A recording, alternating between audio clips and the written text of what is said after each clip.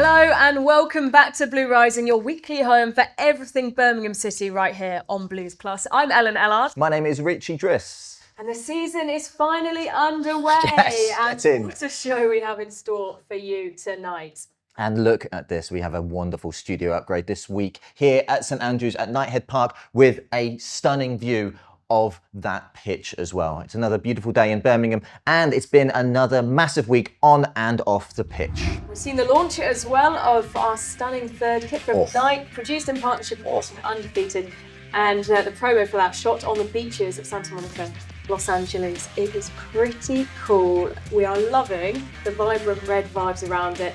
Plus, we welcomed our major new signing, German international Marvin Duksch, who has joined us from Werder Bremen on a 3-year deal. Now, we won't be seeing the Duck for a few weeks as he recovers from a minor injury, but we cannot wait to see his iconic goal celebration here in front of the Blues fans. An exciting season ahead, of course, which now includes another home Carabao Cup fixture in round 2 against Port Vale, and of course, best of luck for the team in round 2. Let's hope for a big draw in the 3rd round. More football, please. Yeah, it was a great win last night, and we'll be joined shortly by our very own gruesome twosome Will Brazier and Tommy Mooney to analyse the matches. But first... So coming up this week, we have been on the road with the women's team and caught up with Hope Powell, our technical director, to hear about the history and aspirations of our women's team. Yes, we have been holding our very own Blues Antiques Roadshow, one-of-a-kind keepsakes that only a true blue nose would have. Can't wait to see that. That is so good. Tommy Mooney has been giving us the inside track into what really goes into matchday prep with our very own commentator as well, Matt Delaney. He's been up in the press box giving us a side of matchday that you don't often get to see. Alan and I have been down at KPC talking to the masterminds behind the academy, the coaches, the analysts and the staff who work day in and day out to shape the next generation of Blues talent.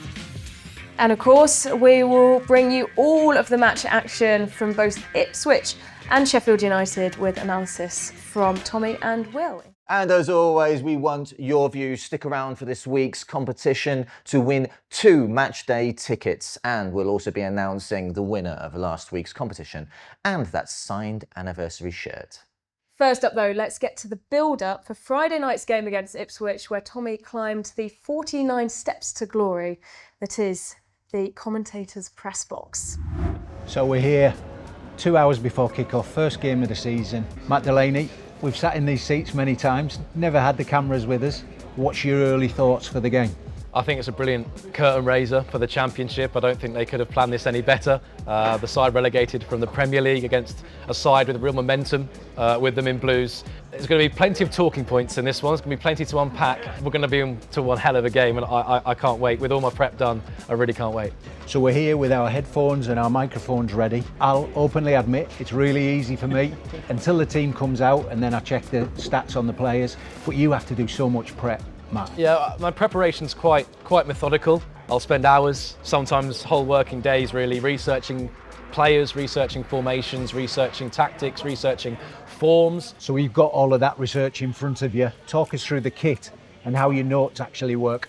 Yeah, so we've got our mobile device here. When that red light goes on, point of no return. We've got our microphones and headphones, of course, and this gets put through various channels and Blues Plus, notes about all of the players, their journeys to where they are today, statistics. As far as Blues go, I managed to update these every single match day with goals and assists. At the moment, we've got the goals and appearances from last season so that we can refer to those. Scott Wright, birthday today, 28 years old. It's all about being prepared for any sort of possibility. Football, best thing about it is it's unpredictable, but all you can predict for is the chaos that happens. And what about the new players, particularly, we're a Birmingham City channel, particularly the new Blues signings. Do you do extra work on those? Pre-season's taught us a lot, but I'm sure as you can attest, an opening night is much different to a pre-season game. The Blues media team do a great job. Their articles on releasing their press releases, so I take a lot of facts and statistics from them, and then I'll go away and watch some match footage if they're a striker. Like Kyogo, I'll watch his goal compilations for Celtic. What kind of a striker is he? Where does he like to operate? What sort of runs does he make? But someone like Aaron Cashin, I'll watch his action for Derby. Most of that's left down to you as a former professional, but I like having knowledge of that to then pose those questions to you. Football on and off the pitch is data driven. What aspects of data do you look for? As you say, in the modern game, I think data is imperative to football, whether the Romantics like it or not. I think Chris Davis has spoken a lot about data in his press conferences, and I think a lot of what the club do is driven by data. So for me, I look at sort of goal records. When Kyogo arrived, for example, 49% of his 63 SPFL goals for Celtic came within the 6-yard box. So that tells me he's going to be a poacher, and he's going to be preying on his opportunities, much like you did in your day. I just can't believe I compared Tommy Mooney to Kyogo Furuhashi, but that's boosted your ego. But no, I think data is imperative, especially to back up the sort of things that my pundit's saying, the statistics that's going to back up your statement. We're less than 2 hours to kick off now. We can hear people milling around. We know that people in the media area come in and do their prep the same as you and I would do.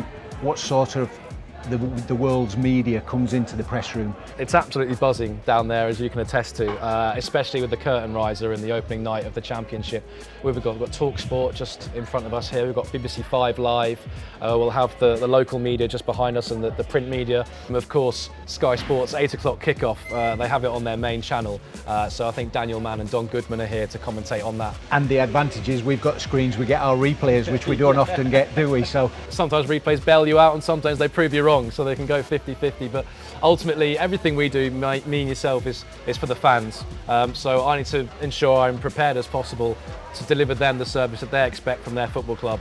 And it really is just an absolute privilege to be able to commentate on Birmingham City and with yourself, of course. thanks, Matt. Well, Tommy, we absolutely love that. Always good to see the commentators getting a little bit of love as well. Yeah, it's nice to see the background of it. Obviously, all of the data and the stats and the time that Matt puts in, and nice to see his face as well. He's actually older than 12. I know he is. It's something that's always fascinated me. I've always wanted to try commentary, but the thing is, I'd be so worried, and please be honest with me if this has ever happened to you. Have you ever done like a Gary Neville and your voice has gone like that because you've gotten overexcited? Oh, because I know it would happen to me, and it would just ruin the moment. There's times where I've listened back and I've been like, oh, I could tell that I was not expecting that, and I've had to go from like 0 when they're just, when a keeper gets lobbed or something, and then you're like, oh, right, we have to like step it up quite quickly. I've had a few occasions where you can hear me almost whisper, "Get in." Yeah, nice. Yeah, nice. But I am working for the club channel, so it's okay. Exactly. It's not neutral. I actually did one bit of commentary for the club and didn't work with them for another 2.5 years, so I think that says all I need to say. I would love that. Maybe we should do alternative commentary. I think my days are over, Just mate. Nonsense. Okay, well, that has got us totally hyped up and ready for the game. So let's get to it. Will, there was an incredible atmosphere here on Friday night, wasn't there? Yeah, I mean, we got here a bit earlier, didn't we, Tommy? And did some other bits around the club. But until the whistle went, I thought like I was at Glastonbury. Went in there for a little bit of a festival with JK. Saw that going off. That was absolutely amazing. And then obviously the fireworks and the pageantry around that. It's just growing and growing. And you expect it, but every time you see it, it just takes on another level. And everything the people are doing at the club, it just sort of sets the tone for when the whistle goes, doesn't it? I think it was the bonus of having the first game as well on the Friday night.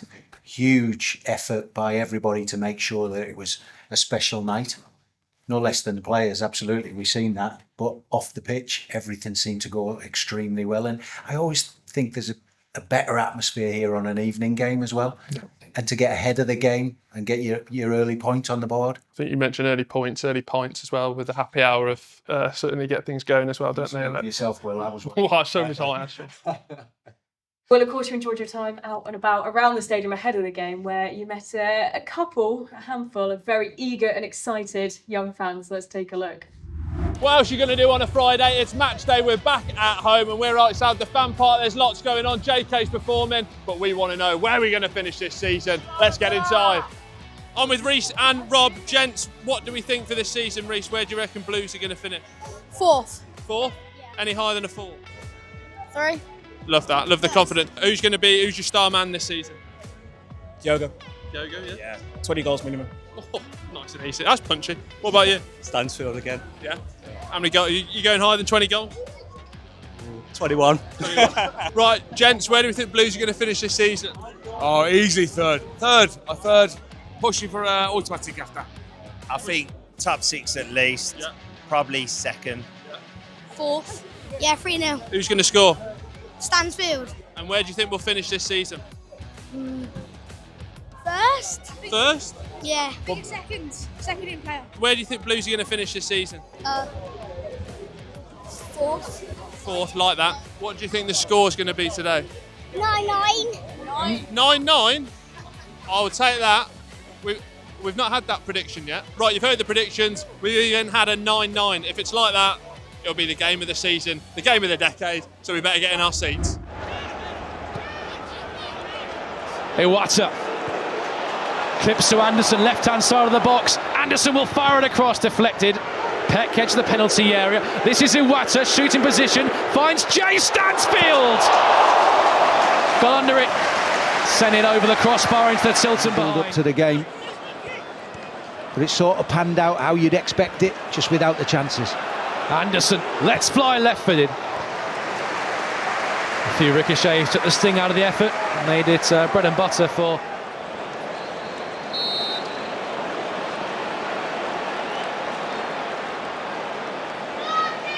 it will be Damari Gray. Got over the wall and back down in time, but straight down the throat of Alex Palmer. Yeah, it's a difficult. They just can't cope with his energy. Asai Samuel. Stansfield leaves it for Kyogo! Off the post! And Stansfield follows it in!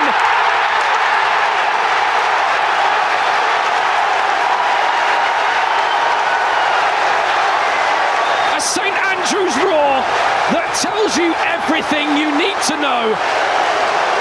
Here we go, hands to the pump as Young delivers. Long towards the back post, headed back across the 6-yard box. Penalty. Penalty Ipswich. Oh, I don't believe it.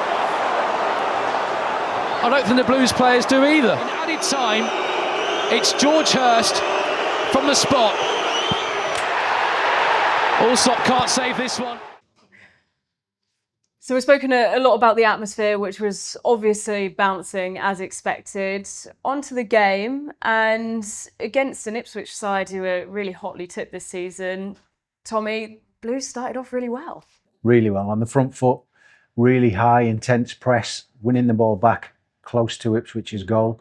And they got their rewards for that. We've seen it so many times last season. It's far more difficult to do against better players because they can pass the ball around you. But to win the ball back as many times as they did in the opposition's half, it was impressive, to say the very, very least. And for the vast majority of the game, everything went to plan.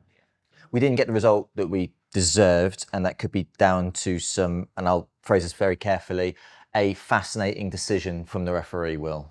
Yeah, I think maybe a couple of years ago it'd have been of a different opinion, but I'm trying to focus on what Chris Davis is saying and sort of really focus on that performance, and those things are out of our hands, and in terms of hands probably the right word to use as well, isn't it? But I think just really focusing on the positive performance that came at the end, and yeah, we did get a point, but to bring Ipswich here, for them to be a previous just relegated Premier League side, after 5 minutes they were sort of slowing the pace of the game down, going long with kicks, really disrupting their flow, and that's every credit to Chris Davis and the team.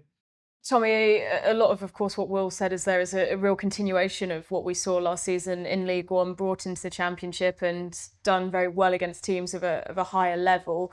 The core of the team as well, you know, with that nice merger mix of some of the new players was great to see, and they gelled really well.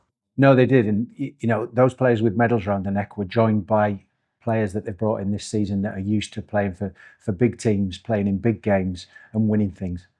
That addictive thing of a winning dressing room, at whatever time it is, when you go back in there, it's a fabulous place. And everybody in that dressing room now has experienced that. And I think that that's what can keep this wagon rolling. It's a hell of a message to send to the rest of the league, isn't it? Obviously, Birmingham just come up, Ipswich just come down. We saw Wrexham who've just come up lose to Southampton who've just come down as well. What sort of message is the set and tone set for the rest of the season?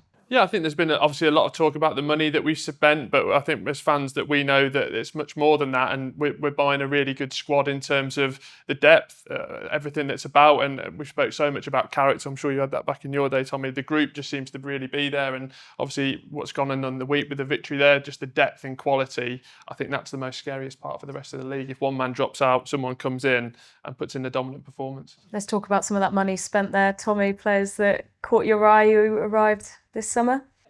Well, as a fully paid up member of the Strikers Union, I'm going to go for Kyogo. I thought, you know, just his intensity and his desire to get in behind the defenders, to use his pace. And listen, physically, he's probably played against bigger players all of his life.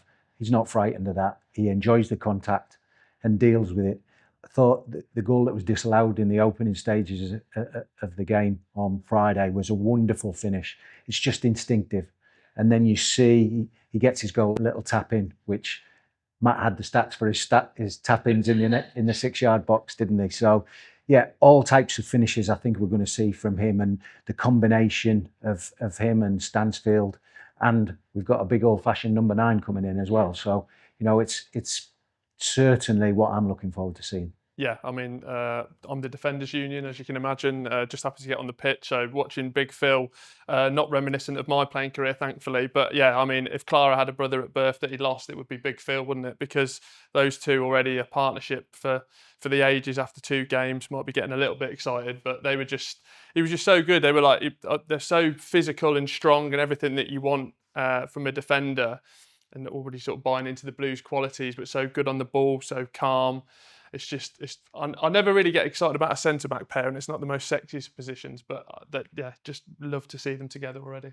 Lovely stuff. Now, for all of you watching as an international fan, don't forget, if you want to watch Blues live on Matchday, subscribe today to Blues Plus to get 90 minutes of great match action or audio on a seasonal, monthly or match-by-match basis. You can find all the details at bcfc.com. And plenty more to come as well on there in terms of the women's content. The season not getting underway just yet, but it is just around the corner, and it's been great to have the players back in training for the last few weeks, and we also caught up with them in their pre-season tour to Spain. We also managed, I'm delighted to say, to grab a few minutes with women's football legend and the team's technical director, Hope Powell. We have such great facilities at KPC. The infrastructure around the club is in such a good place compared to a couple of years ago. Can you tell us a bit more about kind of the long-term goals, the ambitions of the club and the investment from the owners? Yeah, I think anybody that knows women's football and knows Birmingham in particular will understand the history of this club. It's a massive football club. And certainly from the women's perspective, Birmingham has produced some of those iconic players that you see on the telly now, Karen Carney, Ellen White. I mean, this is a real hotbed of talent in Birmingham. Unfortunately, you know, lack of investment a few years ago meant the club kind of lost their way a bit, got relegated.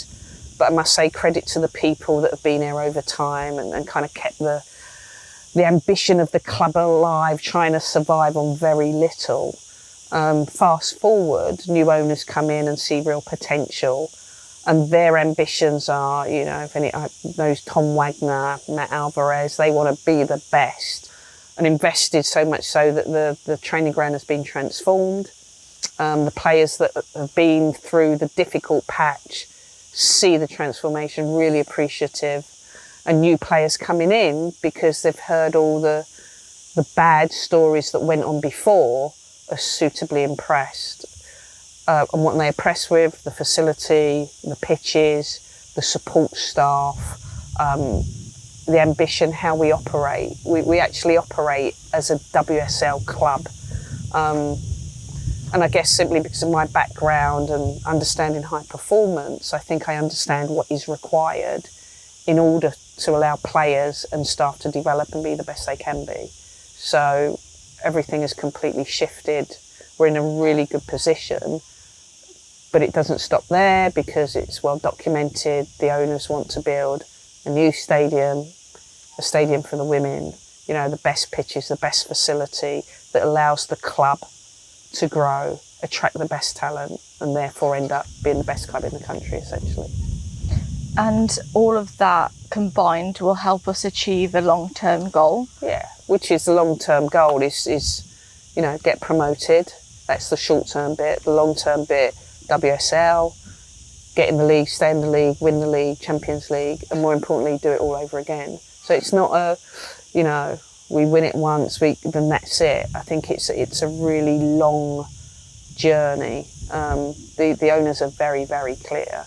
Want to be the best club in the country, bar none. And for me, it's really exciting to be part of that. It's so good to see the optimism from Hope, especially after what was ultimately a really disappointing season last season, missing out so narrowly. Yeah, but great experience. Of course, this time round, we see 2 teams that go up automatically into the WSL. It's all changed. And then there's that third place playoff game, which is kind of what we saw with that last game of the season against London City Lionesses. They'll take so much experience from that. There's so much to look forward to and so much to be excited about as well on the side of the women's team. A big season ahead. And if speaking to the players and Amy Merrick's something to go by, they are hungrier than ever. Beautiful stuff. Bring it on. Cannot wait. Now from the women's game to the youth, as me and Ellen took a trip to KPC to check out what's going on at the academy. So we're here at the Knighthead Performance Centre to learn a little bit more about our academy here at Birmingham City, and who better to speak to than the technical director, Mike. Mike, tell us a little bit about your role and what that looks like day to day. My job is quite simply just to try and attract and develop the best possible players. It's a relentless job. It's very much a rewarding job, but we've got 15 teams in the academy, and they range from pre-academy under 6s and 7s right the way through to, our under 21s, hopefully pushing to get in the first team. So Category 1, Cat 1 has been a bit of a buzzword over the course of the last 12 months. Tell us about what being a Category 1 academy means to Birmingham City. The Premier League in its wisdom, and it was, a real masterstroke, introduced EPPP.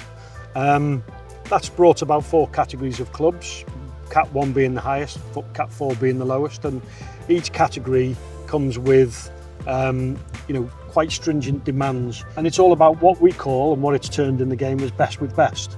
We've gone for Cat 1 status, which we've been awarded, and that's because our owners have very graciously invested in what we're aiming to achieve. And this season coming, it's our first proper season back in competing against the other 31 or 32 Cat 1 clubs that are out there now in the game nationally. The change in the last 2 years has been phenomenal. It's a really exciting club to be at, and you can see that they're really heavily invested in the young players of Birmingham and the bubble boys that are signed to the club. And all you got to do is look around at the quality of the playing surfaces up at the top. We got a new 3G surface, all goals were brand new and everything. So just on the surface, we've seen a lot of investment, but so much behind the scenes in terms of the infrastructure of the academy and the support we can now provide to every individual within the schoolboys and the professional development phase. Yeah, it's changed a lot. Academy performance analysis, it's part of a process whereby we use video data and technology to obviously review performance.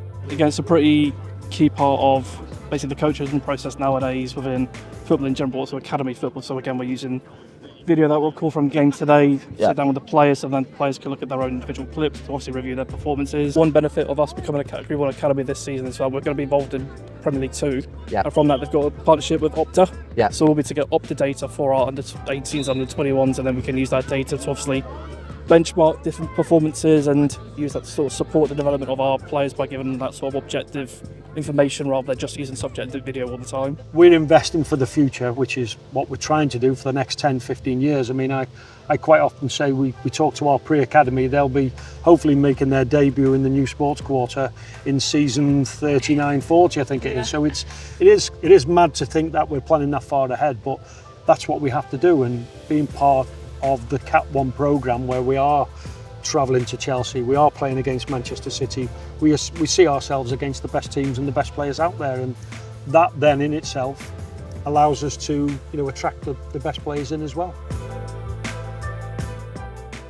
Of course, it was brilliant to see the incredible work that they're doing down at the academy, bringing through the next generation of talent, players that we're going to see hopefully in the not too distant future on the pitch over our shoulder. And you can see the full extended version of this feature on YouTube now. You certainly can. And next week is going to be part 2 of the feature. We'll be looking closer at the under-12s team in a friendly competition against Wolves, Huddersfield and others. What was that look for? Others, including this one, who pulled on the gloves again, and a certain penalty shootout involving our very own Richie Driss in goal against some very talented 11-year-old. Very, very talented. Let's just say I was there to help advertise how good the academy are. Let's go with that. A few Panenkas, maybe. One to keep an eye out for. Okay. I no longer have any idea what you're talking about. But what I do know is that last night we had a Carabao Cup clash with Sheffield United, and it certainly lived up to expectations, unlike my goalkeeping. He picks up for the first time this evening, but he's dispossessed. Here's Sasnukas. Awkward for him. Brilliant for Kyogo.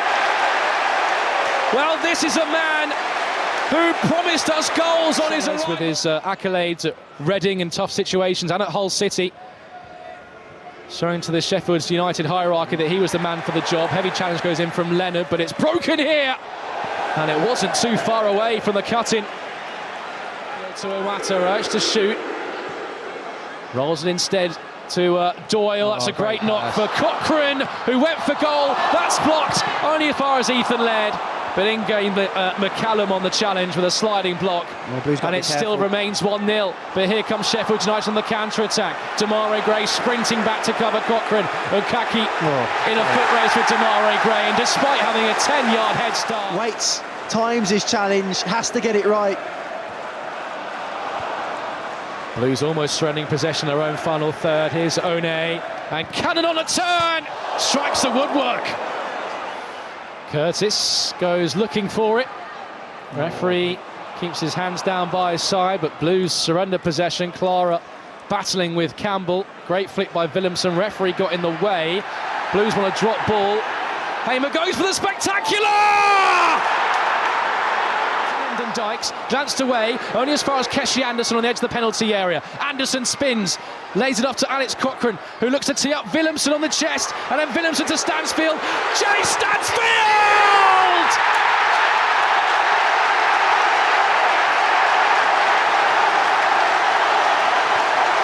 The man we have turned to. So, Tommy, when Chris Davies spoke to Sky ahead of kick-off, he made it very, very clear that they'd set up to win, and that was a key motivator, that they didn't want to just see it and park it as a cup game. It wasn't about making drastic changes. Of course, those changes were made. What did you make of last night's maybe close at the end game, but deserved win? Yeah, again, another fabulous start. Straight out of the blocks, show your intention early, try and win the ball back up high up the pitch. And it worked so many times. So I think we created an awful lot of chances, and obviously Kyogo getting the early tap in, which when you go to a new club, you want that first goal as soon as possible. But you have to say, Dimmy Gray, not just his pace, his awareness to know that he was there for the tap in. Certainly, I've scored a few of them. I've even made them look easy to miss. But I think that sets the tone. For a really strong crowd for the first round of the Carabao Cup. It was exactly what they wanted and needed. And yeah, we conceded a wonder goal, but then went on to win it. And that's, it's not the scoreline that matters, it's the result, isn't it? The best work that the club have done here is actually get me excited for a first round of the Carabao Cup, because I think in the last 10 years it's been quite a miserable affair, hasn't it, here? The atmosphere was electric going into that, and yeah, with the 6 changes coming into it, I just thought absolutely brilliant. Everyone to a man, just straight at it. And for the first 2 games to have both right backs winning man of the match, I just think that's a real sign of the quality and the depth of this squad. How much of a priority is the Carabao Cup? Because obviously we've got high hopes for the Championship and getting to the Premier League, but what about the Carabao Cup? I mean, same as last year, isn't it? I think if we're in a competition, you want to go as far as you can. That's what the manager says, and that's what the fans believe. I think more from an outside perspective, it's can we get a big team down here to get that showcase game? I mentioned Newcastle every day of the week. I probably need to get over it now. But I think in terms of that was such a showcase for not what only we changed on the pitch, but everything here, from the fireworks, the pre-match atmosphere, and the atmosphere that we generate. If we can get a big tie like Grimsby have got Man United, if we can get another big name down here, I think to a man, we'll be at everyone. For me, the competitive spirit that I still hold, I don't let my children win at Monopoly. No. I'm that competitive. If you're in the competition, then you go to win it. As far as we can, yeah, great. There's a Wembley final at the end of it, so that's where we should be looking for me. And now on the horizon, our first away game of the season, Blackburn away. Tommy, what are you expecting from this one? Because it's very contrasting starts to the season for these two teams. It is. They haven't had a good start. Good to see our huge away contingent on the road. I think that'll be influential. I really do. And I would expect a good performance and a good win. Nothing else.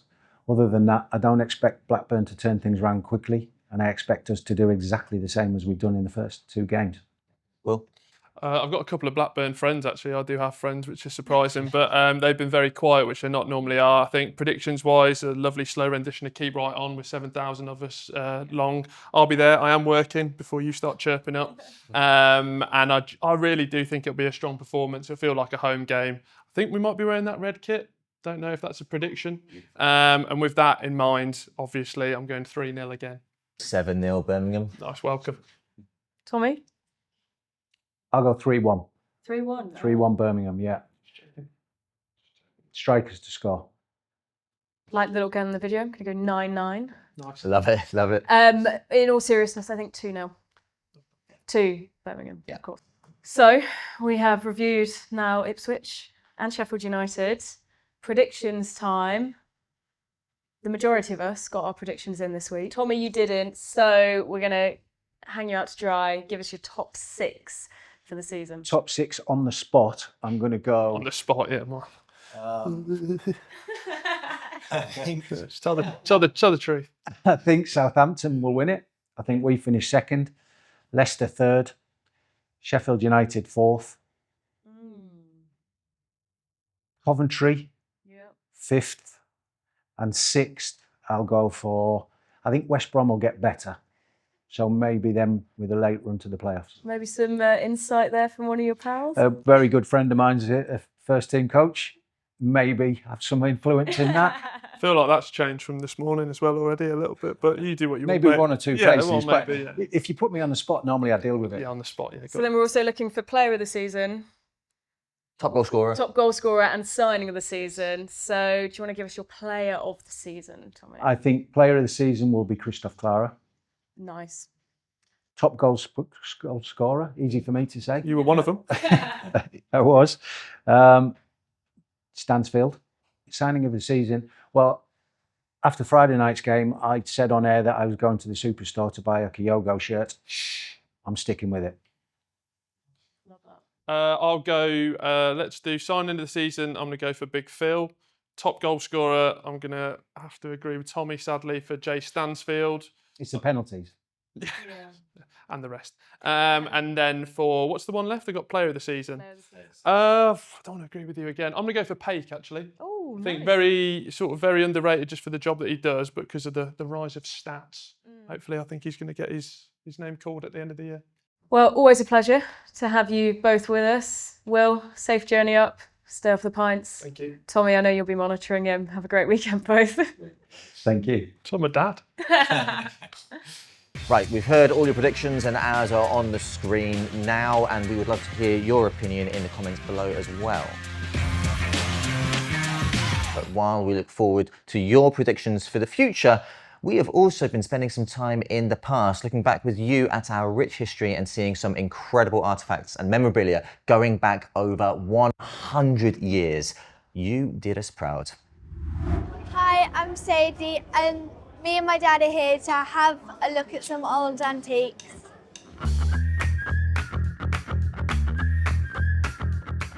Today is the first step in finding out just how much memorabilia there is in the fans' lofts, studies, etc. My name's Keith Dixon, and I'm here today as a committee member of the Heritage and History Committee of Birmingham City Football Club.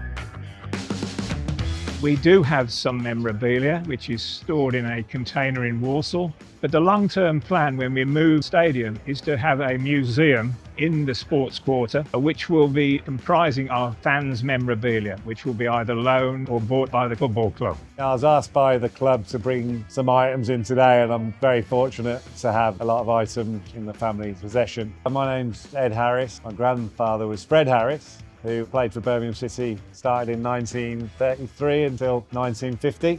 Might not seem that interesting on the surface of things, but this is a 1939-1940 season ticket. What number's that? Oh, we're at number 4 now. It was the outbreak of World War II and the Football League was suspended. There's not many season tickets out there that only have 3 stubs taken, and it's quite interesting for the reason being. My name's Stephen Neal. I bought this paycheck for Trevor Francis, and on the back of this cheque, it has got Trevor's signature. This is a scrapbook of Ken Green who played just after the war. What's your favourite page, Bass? I think it's a sweet shot. That's the one. Championship winning mug. It's a little bit battered. Ken Green never had any children, so it went to the outside of the family, down to a Villa supporter who kindly gave it to us because he didn't want it.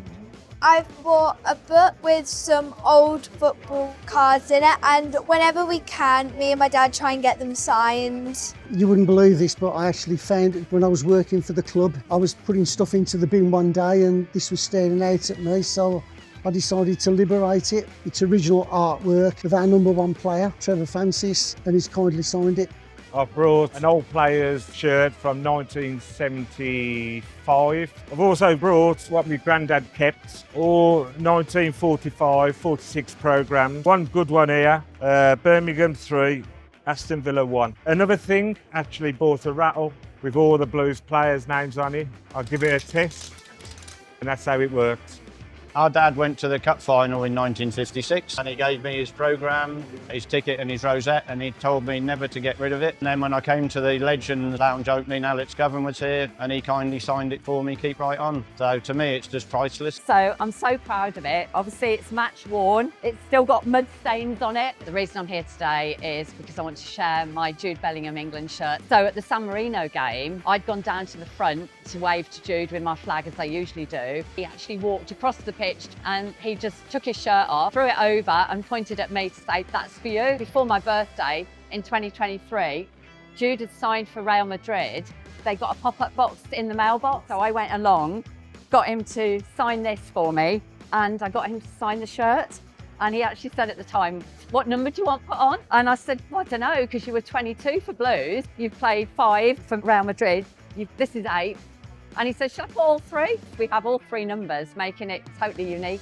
Yeah, it's going to stay in our family for life, basically. Well, unfortunately, my brother David passed away 18 months ago. We found in his estate a little memorabilia, a membership card for the Birmingham City club. It belongs to Trevor Francis. It's full of all the fixtures and all rules and regulations, like not smoking the day before the game and can't ride a motorcycle on the day of the match. But it would be nice to donate it back to the club in their museum.